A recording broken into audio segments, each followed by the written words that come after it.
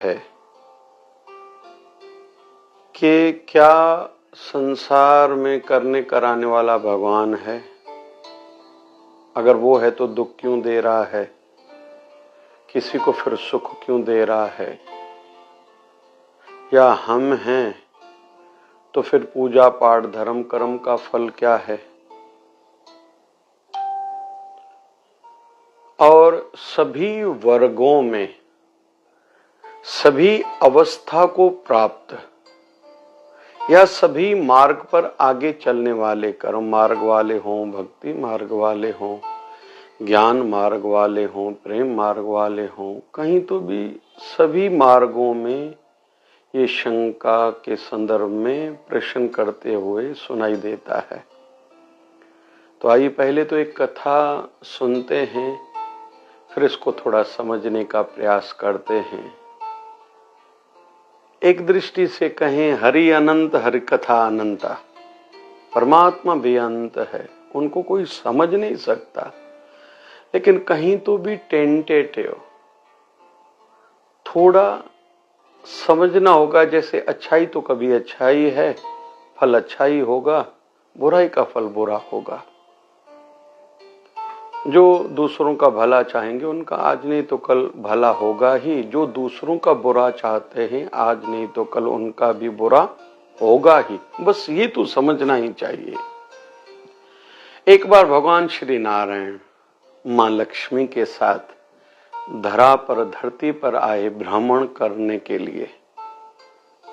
चलते चलते एक कहीं तो भी बागीचे में जाके बैठे।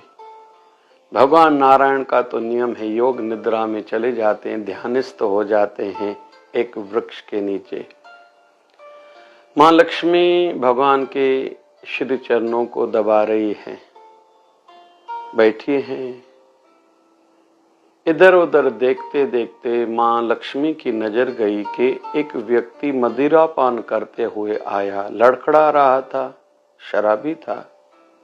रास्ते में एक पत्थर पड़ा था, उसको जोर से लात मारी, भला बुरा कहने लगा, अपशब्द कहने लगा। मां लक्ष्मी ये सब देख रही है।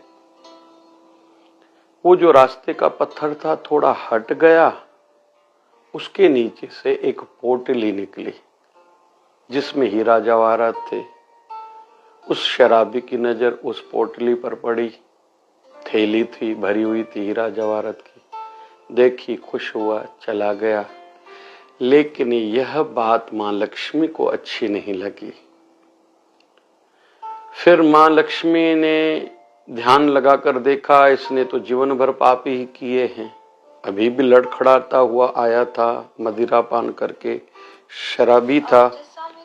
फिर उसने अपशब्द भी कहे, पत्थर को लात मारी, लेकिन फिर भी उसको हीरे जवाहरात की पोटली थैली मिली। मां लक्ष्मी ने भगवान श्री नारायण की ओर देखा, लेकिन भगवान नारायण तो योग निद्रा में थे, ध्यानस्थ थे। उनसे बात करनी चाहिए, लेकिन भगवान की आंखें बंद ही रही।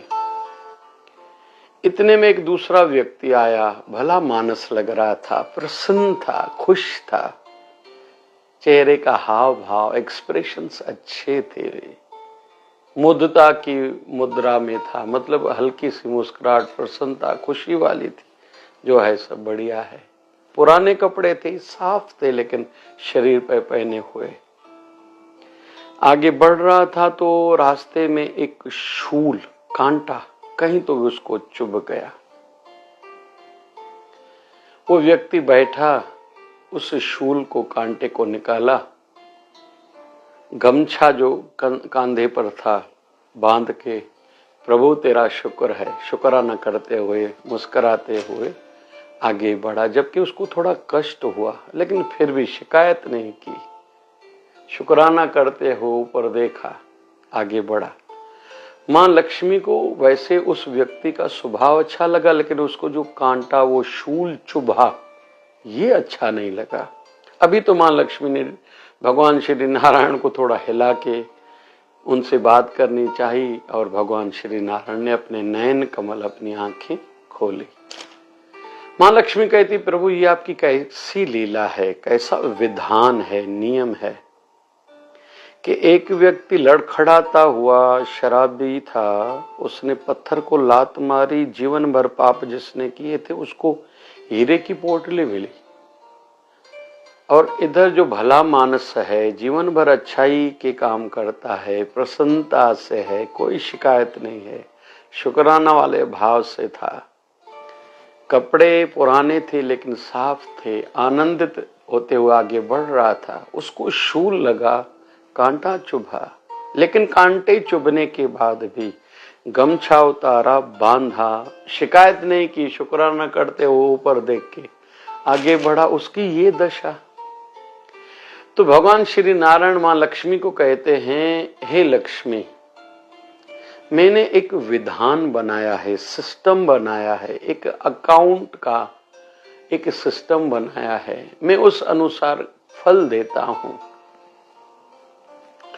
जैसे पहले वाला जो शराबी था, इसने पिछले जन्म में कुछ अच्छे कर्म किए थे, जिसके कारण इस जन्म में उसको राजाई का सुख मिलने वाला था, लेकिन जन्म से उसने पाप किए, जिसके कारण वो बड़ा सा पुण्य फल मिलते मिलते छोटा पड़ गया, केवल एक पोटली हीरों की मिली, थैली हीरों की मिली, बस। बड़ा सुख था, पाप बहुत इसने किया, जो पिछले जन्म के कर्म अच्छे किए हुए थे, ये उसका ही फल था, छोटा हो गया। रही बात वो भले मानस की, जो अच्छा इंसान था, उसने पिछले जन्म में पाप बहुत किए थे, लेकिन इस जन्म में अच्छे कर्म किए, तो उसको आज इसी जगह पर जहां शूल चुभा, कांटा चुभा, इसको यहां फांसी पर चढ़ाने वाले थे, लेकिन जो इसके जीवन में शुक्राना का भाव था, भक्ति भाव था, प्रसन्नता थी, अच्छे कर्म करता था, तो सूली में से हो गया कांटा। तो मैं फल देता हूं। रही बात जो मुझसे कृपा मांगता है, दया मांगता है, रहम मांगता है, वो भी उसके सभी कर्म देख के उसको कृपा मेरी प्राप्त होती है, लेकिन कर्म भी उसके मैं देखता हूँ। ऐसे नहीं किसी को कोई छुरा मार के आए, कोई किसी की मृत्यु करके आए, तकलीफ दे के आए, फिर आके मुझसे कृपा मांगे, दया मांगे, मैं नहीं करता, लेकिन सच्चे भाव से जो मुझसे कृपा दया मांगता है, मैं उससे उस पर वो कृपा भी करता हूँ। तो इस कथा के माध्यम से हमारी शंका का समाधान हो रहा है कि अपने अपने कर्मों के अनुसार प्रभु फल देते हैं। इसलिए जितना संभव हो अपने कर्म पर नजर रखें, आगे बढ़ते रहें, अच्छा करते रहें, अच्छा सोचते रहें, अच्छा खाते रहें, अच्छा देखते रहें, अच्छा सुनते रहें, सबको अच्छा समझते रहें, हमारा अच्छा ही अच्छा होगा। अच्छाई का फल थोड़ा धैर्य से मिलता है, देरी से मिलता है, लेकिन मिलता जरूर है।